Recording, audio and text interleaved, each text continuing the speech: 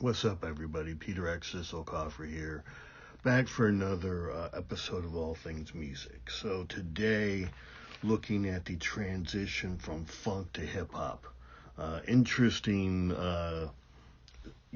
stuff going on here because there's a lot of similarities, and early hip hop shares a lot with funk, and then of course hip hop takes funk and does its own version of funk. But if you go and you watch some of those funk videos on YouTube, one of the things that they say is, if you want to get the real funk today, you have to go to church, and the church bands are the ones that have the real funk. And what they're getting at is, funk was about musicianship and playing instruments, and also about a live drummer. And as we well know, certainly early on there was some real drumming in hip hop, but that quickly faded. But there's a hack for that. If you remember, I talked about Funk in the One and the different versions of the one. And, the hack for that, as funk bands moved to away from using a live drummer in studio to the drum machine, was what I call the fat bass, that really fat synthesizer bass, or just a really heavy normal bass that but EQ'd up and kind of sitting higher in the mix than usual. So and this came about in the late 70s with and what this bass does is it kind of drives the music. It's similar to power chords in rock and roll. It just gives the music that extra oomph and that groove, that extra drive that it needs. So when it comes to the funk, I really think there's really three generations. There's Sly and James Brown, the late 60s to early 70s. And then in the mid to late 70s, that's when George Clinton and Bootsy Collins and P-Funk come along and they do their own thing. So Sly and James are pretty stripped down, and then you bring in George, and George just throws everything in the kitchen sink and into the music, and it's a different thing. And then that third generation comes in the late 70s and goes into the early 80s. And I call it, it's kind of what I call the fat bass era. And interestingly enough, Rick James is more, I think, is probably the best known, the most successful in that third generation. But we know Rick's legal troubles and everything else. But sales-wise, I think Rick rules that third generation. George still does pretty well, and then James has that big comeback in the mid '80s with Living in America. But so who makes up this third generation? Well, the Gap Band, and then what I call the Ohio bands, Lakeside, Roger and Zapp, Midnight Star, and the Dazz Band. And that's kind of what drives this new era. These bands drive the new era of funk.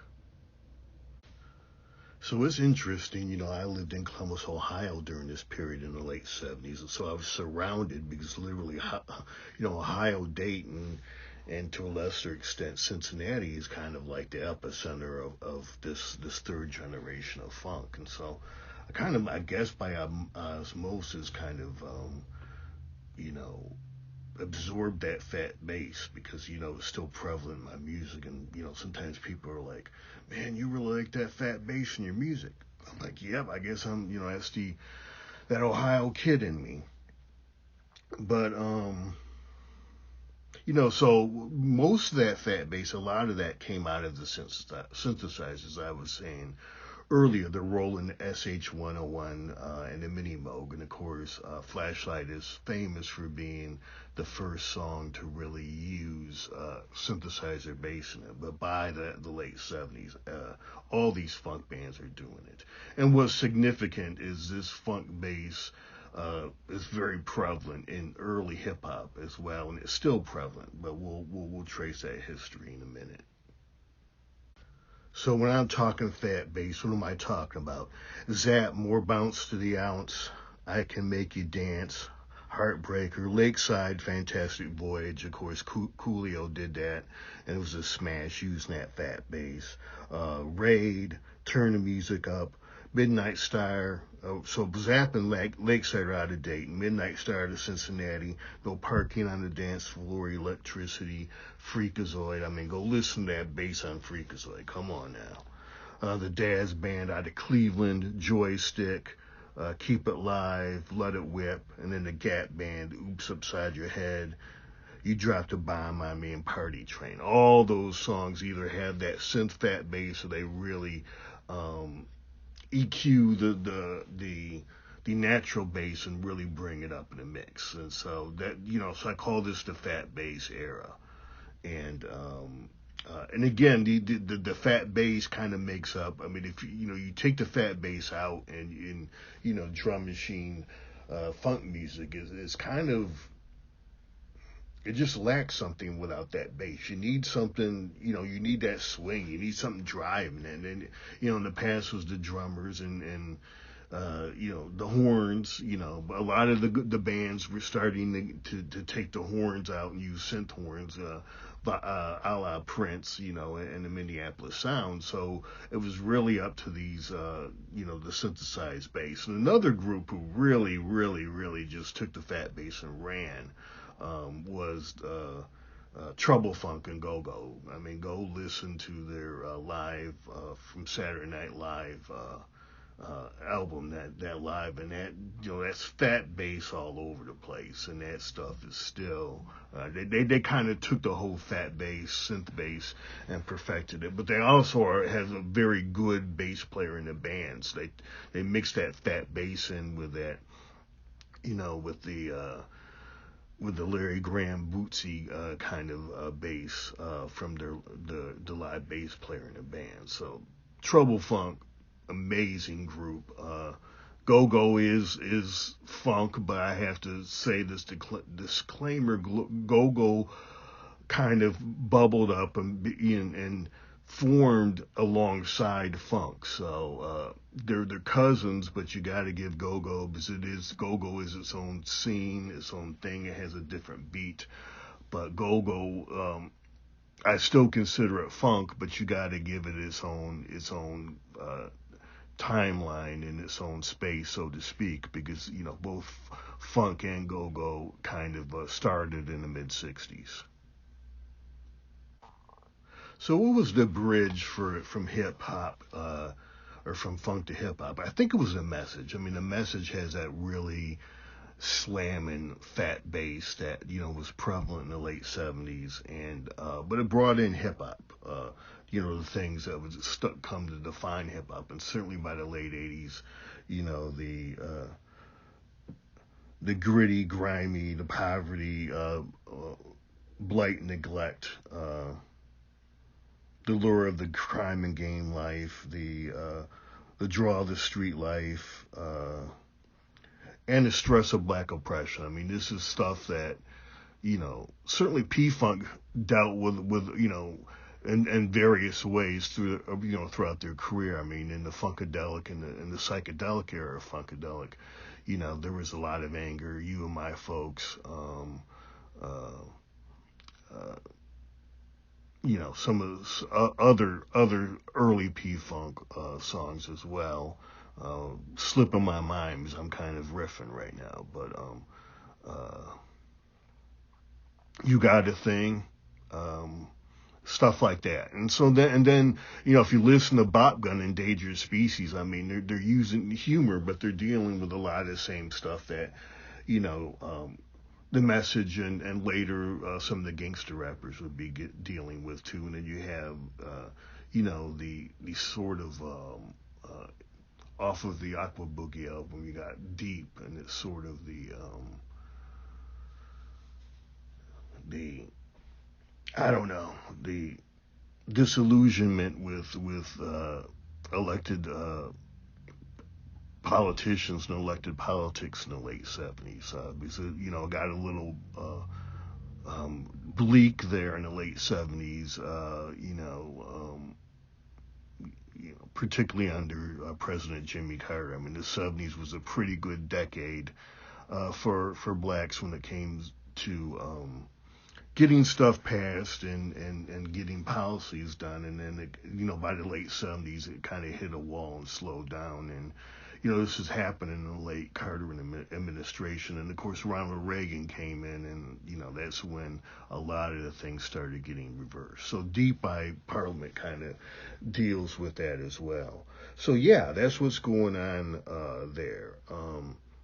You also have some of these there's an overlap between, because you also have Cameo, who started in the 70s, still doing really well, but Zapp and Roger Lakeside, and overlapping these third generation funk folks is new hip hop. And so you have Grandmaster Flash and the Furious Five. As I said, the Message has that fat bass and many elements of funk going on. White Lines has that bass. New York has that bass. Again, that's Grandmaster Flash and the Furious Five. Apache, by the Sugar Hill Gang, that has that bass, and I think, it sounds to me like they use a drum machine, but obviously real percussion in that song. The Beats by Curtis Blow. A lot of funk elements. He has the funk guitar in there. He's using real drums. He's also using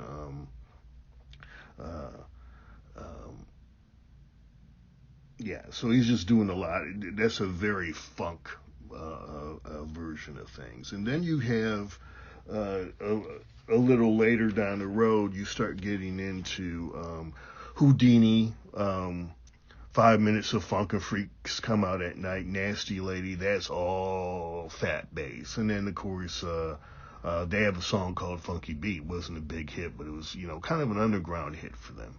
And then you have the Fat Boys with Fat Boys and Jailhouse Rap. Again, that fat bass coming out of the late 70s funk. And then Run DMC with Hard Times and It's Not Funny. So a lot of these early rappers are kind of latching onto this fat bass and putting it into their music.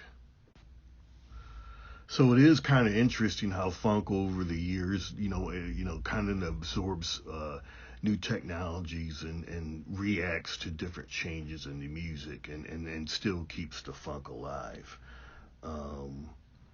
And this fat bass is still alive today. 0 to 100 by Drake, Energy by Drake, Sicko Mode by Travis Scott. Come on, you don't get any fatter than Sicko Mode. Astronaut in the Ocean by Masked Wolf. So this is very, going back to those funk roots, and there's a lot of folks still, tapping that well, so to speak.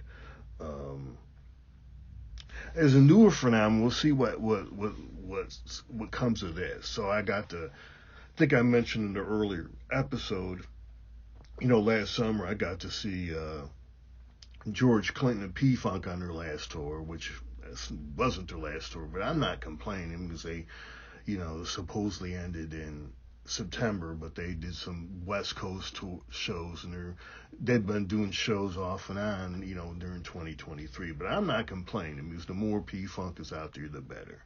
You never get too much funk. But the interesting thing is they brought some bands, some opening acts with them this year, or at least on the 2022 tour. And interestingly, they're mixed of party bands and jam bands. And I'm going to do a whole episode on jam bands eventually. Because when people think jam bands, they think Fish and they think Grateful Dead. But really, P-Funk is a jam band. They're one of the original jam bands, along with, the Doors were kind of a jam band too. When I, think of jam bands, they let the musicianship kind of play. You think of the Doors, yes, Jim Morrison was charismatic, was great on stage, and he was a great frontman, but, the other, the other three musicians were just outstanding musicians, and they all got to shine during their live sets.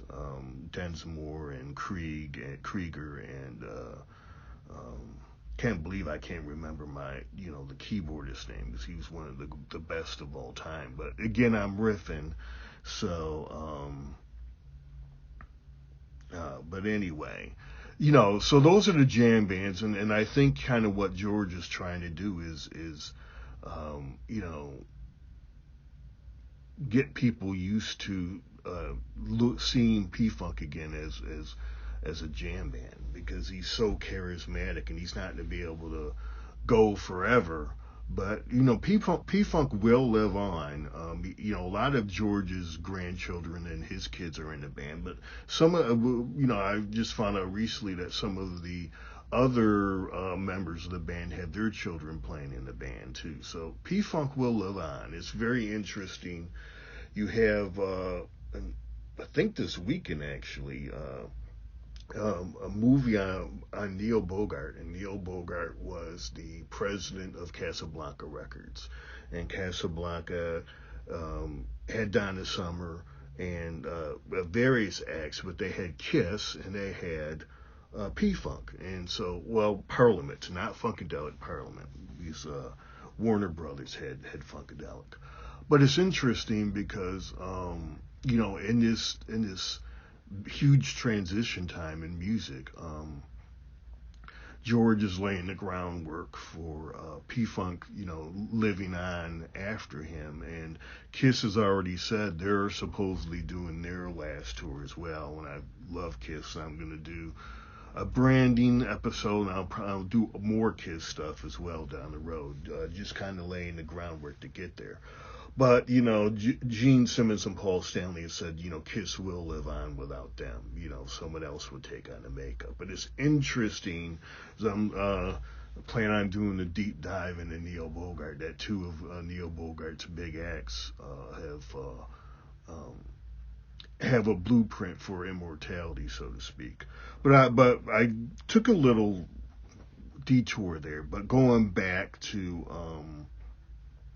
the Fat Bass. So they had a band, George Clinton had a band open for him called the Pimps of Joy Time, which, great band, more of a dance band slash jam band. And it's interesting, so they have their roots in three places, Brooklyn, New Orleans, and San Francisco. And so that's where,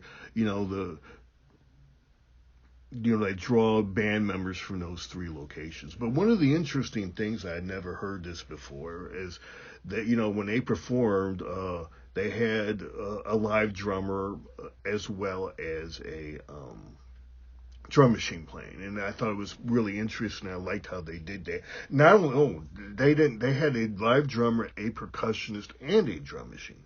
And really what the drum machine really drove it and really made it funkier and really made it even more danceable. You had all those elements going on there, and it was, so we'll see if more bands do that.